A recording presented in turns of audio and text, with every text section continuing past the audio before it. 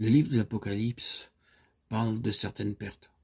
C'est un livre qui montre un changement de la condition spirituelle au début de la période post-apostolique et qui peut-être annonce aussi prophétiquement l'état spirituel à la fin de la période de l'Église. Sur un ton de reproche, nous lisons les mots « le premier amour, première œuvre ». C'est seulement une autre façon de dire « considérer ce qui était au commencement ».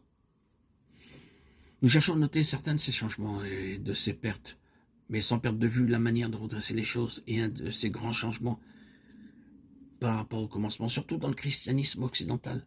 Peut-être à cause de la familiarité et d'une longue tradition qui a accepté notre système et l'ordre établi, ou peut-être à cause d'une grande simplification et d'une présentation superficielle dans la participation des croyants.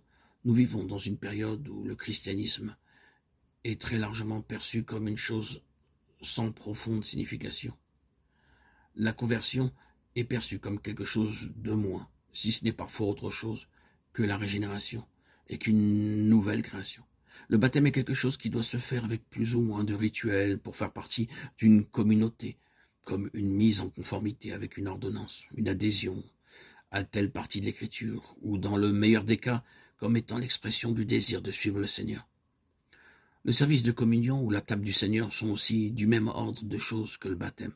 Ce sont des choses auxquelles on s'attend pour l'appartenance à l'Église ou à une Église et à l'œuvre chrétienne, et qui doivent être maintenues. Mais combien est grande la perte par rapport à l'immense et réelle signification de ces choses. Il n'est pas possible de lire tout ou partie du Nouveau Testament sans être conscient du coût nécessité par un simple progrès concernant la personne de Jésus comme étant le Christ.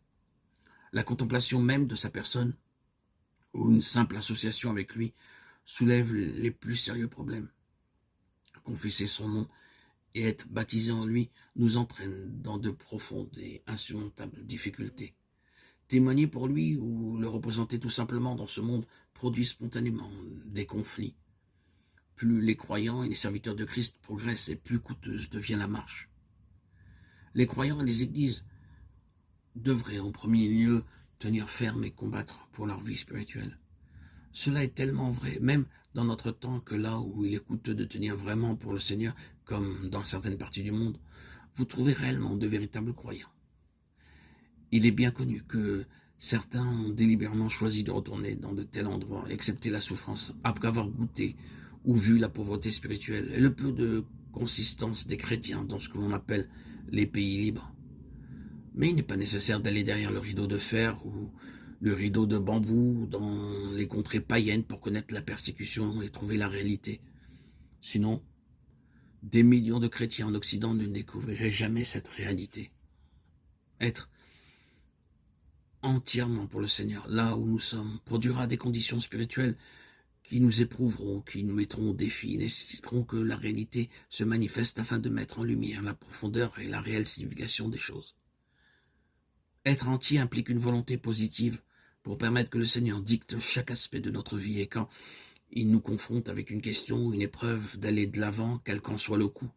Cela implique d'être offert pour pouvoir connaître une plus pleine et plus profonde signification de chaque aspect de notre christianisme.